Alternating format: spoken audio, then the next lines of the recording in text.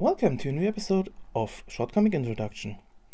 I have to tell you a secret, and this might shock you. I'm one of these persons who hates Mondays. Yeah, shocking, I know. But yeah, bad joke aside, it's always a little bit hard standing up and go to work on Mondays, because this is one of these days where it's seemingly everything can happen when you're on your way to work and arriving. But yeah, that's. But there's something, or let's say there are two things, or more specific, two comics that are always looking forward to the updates on Monday, and they always brighten up my day and help me a little bit over this small hump on Monday. And one of them is Replay by Not Important, and the second one is the comic I want to talk about today, called Harpy Gee by Brianne Drouhard. Yeah, this comic started in January 2014 and tells a story about the young elf called Harpy and her adventures. One thing I should mention, and that's something I don't know why, and I'm still kicking myself for not knowing. Normally, I can tell you when or where I got into these comics and why I got into them at first sight. Why I'm liking this one. I talk a little in a minute, but for the life of God, I can't remember how I started reading this one. The only thing I know is that I must be reading this one since the beginning, or slightly after it started, but I really can't remember how I found this one. Normally I can tell you that I start reading it because I saw a picture or someone mentioned it, but in this case I really can't remember, and it's, for me, it's a little bit shocking because the way I like this comic, there had to be something that that made me say I have to read this one, and even more because in some or many people who follow me know that I'm one who is a little bit difficult with these more fantasy style comics, and this one has also one other point. I'm normally not a fan about these younger characters, or sometimes childlike characters, and seeing that I really enjoy this one, it's really interesting that I really can't remember how I got into this. Yeah, but let's forget about it. So, Harpy Gee, it's okay. What is that really that I really like about this? One thing I really like about this comic are the way the characters interact with another, and that's again, people who follow me know that I'm one of these persons or readers who enjoys reading really good characters, or may you can give me a story where there's only five people, or one person sitting in a room and talking. If this person is written great, then I have no problem. Even this person can bring out the can talk about taxes. I have no problem when this person or this character is written in a way that's interesting. So yeah, in this case we have many interesting characters. Foremost, I have to say, when you start reading it, you think maybe one or two characters are a little bit more flat, but don't be fooled, because many of their character traits and how, or let's say what their deal is, will be slowly revealed, and that's something, the way Brian wrote these characters, and when specific things are revealed, it's done in a really great way, and you want to know more about them, and I would say the way we get it, or it starts really with chapter 2, when Harpy starts telling about herself and some of the traits she has, and why, for example, she's an elf who can't work, or has a problem with magic, and why magic doesn't work on her, and this is getting really, I have to say, the way it's written, and the way these characters talk about these specific things, or reveal these specific things, is written in a way that's, let's say, normal. it's not that not the way you usually have your characters, in the way you, oh, now I tell my story, and now I have to admit that I have this problem or this problem. It's or let's say it's not in the way that's that you need to know it directly in or just for the sake of the story. It's very how to put it, natural, the way it's natural.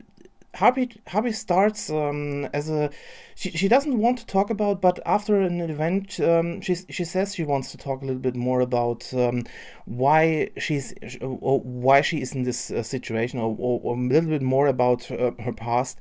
And that's the same with other characters. Just an example, we have Ash, and he's more this kind of let's say sometimes optimistic, sometimes more enjoying person, and he has this when we first see him, he's more of this, he has this kind of arrogant kind of feel. He doesn't try to be friendly with Harpy, and with the time this breaks up, and you get to learn a little bit more about him, that he's one who likes making toys, and he's also one who wants to be some kind of adventurer and a monster slayer, and all of these things, they don't come with one heap. They're slowly revealed, also like Opal or Prince Humphrey, and that's something I really enjoy. The second thing I really enjoy about this comic is the detail work. If people can, or let's say it this way, or a little bit differently, this comic has its own personality. Like I just wanted to say, people who have seen my my look at a comic called How to Be a Werewolf, they know that I specifically said there all these small details on the side that normally haven't to do anything with the story make it for me, because the artist has to brings a lot of personality into this world, just with small detail changes. And if you don't get them at first, it's great to see when they maybe play a role in a later part. This is it's very great done with one part. It's maybe a little, it's a small spoiler, when one of the let's say the person who trained Harpy in the way or tries to train Harpy in some way, called Wolf, is coming to somehow, let's say, take her back in one case, and he gives her a new sword. And the way she reacts is a little bit strange. And at first I haven't thought the way she said something about this.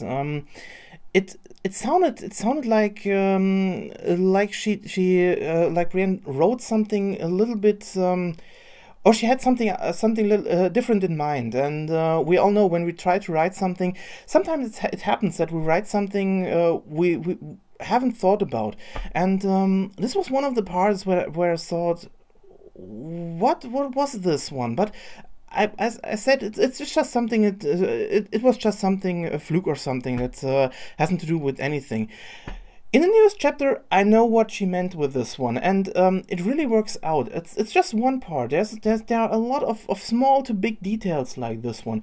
Just a small just a small detail is something in chapter 2, where they, let's say, have to fight a giant snail for a sleeping potion.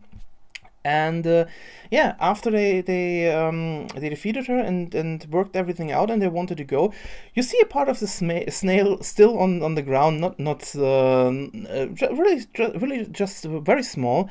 And normally you don't let's say you don't look at something like this, but or you just say, yeah, it's just there, it's just a side joke, that this small this small snail tries to be mad at them, but in the end there are just 2 or 3 extra panels where we see how Harpy is just giving her a new snail's house in form of a cup, and it's these details that I really love about writers and artists. If they just put these in there, you don't need very detailed backgrounds or very big explanations about things.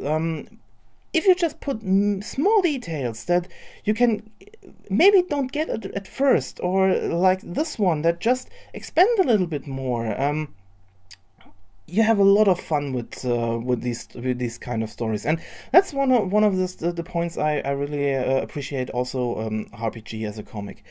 And another part, and that's something why I said this one brightens up my day. I really enjoy the humor in this one. We have what I think Brianne has really nailed is the way she's able to switch between your standard jokes, your more really, how to put it, direct jokes, your slapstick comedy, and then going back to more darker pages. And believe me, there are darker pages and moody pages in there, and she does it in a way that's never felt wrong. It's always, even if it's a sudden switch between a little bit moodier page and then a slapstick page, it works, and that's fantastic. It's really greatly done, and brings always well, let's say it this way, I always enjoy and never had the feeling that a joke felt flat. They all worked in my eyes. Some more than others, but not one I had the feeling that it felt flat. It always they worked out. And another thing, not only the jokes work out, the coloring is one of the things I think she also nailed. At first, I have to admit, I haven't looked at that too much, because normally I'm like I said, I'm looking at other things, and the way she's drawing the pages, I can just show you one that you know what I'm talking about. She has this way to give the characters a little bit more detailed, and going a little bit low detail on the backgrounds, and always concentrating on the more important things. One thing I said over other comics, but in this case it's very you can see it directly. But the point I really have to say, what at first I haven't really seen, and I really admit it, but the way she works with the colors, if there's a moody or a dark scene, the colors are going really dark. I mean, it's not sudden. She starts dropping the way. First, you may have an absolutely colorful page with striking colors, green, red, blue, and it slowly sinks into more these gray, dark colors until you are really in a part where it's really dark. And there are in chapter 3, there is a part where it's really going downhill with this one, and I don't mean downhill in a bad way. I mean the coloring goes downhill from bright to dark, and the scene has to do with it, and always these changes. It works really fantastic. Like I said, she does a great job with this one. And one last thing also about the art, you may don't see it from this static page I just showed you, but she works fantastically with motion, and this is something I personally I don't know how she does it, because I know it's very hard to bring a comic into or let's say static pictures that they look like they're in motion. But let's say there's a part where a lot of small dragons are flying through the air, and I had never the feeling that it was just a static page. The way their wings move, the way they are put on these pages, the motion always works for me. And like I said, great work. So to conclude this longer video in this case, you will love this comic if you're a fan of let's say a very humorful adventure-like scenario with interesting characters that really work in another. You will like this one if you have fun with different coloring styles, and if you're interested in stories with connecting different parts. Like I said, it's hard to tell you without spoiling, but there's a lot that there are a lot of connections between different parts that you won't see at first, but like I said, they will be clear when a little bit later in the story, and I think there is a lot more to come. And yeah, if you want something to get a smile on your face on Mondays, and definitely check Harpy Gee out. It's an interesting read. I know at first glance it doesn't seem like something that everyone would enjoy, but believe me, this one is something I would recommend to everyone just to try it out. And believe me, like I said, I still don't know what it was, what got me into it at first glance, but when I start reading it, I always know when I want to know more about this one. And to be still at this point that I really looking forward to every new update on Monday.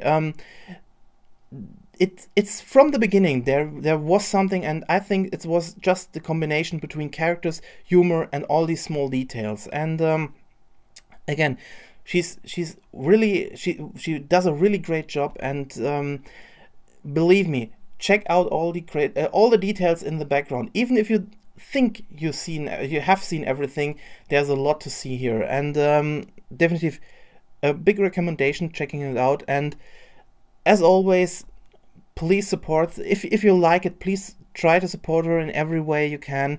She has a small shop, and where you can buy some things. Tip her, comment, and vote for her as always. So again, thanks for watching, and see you soon.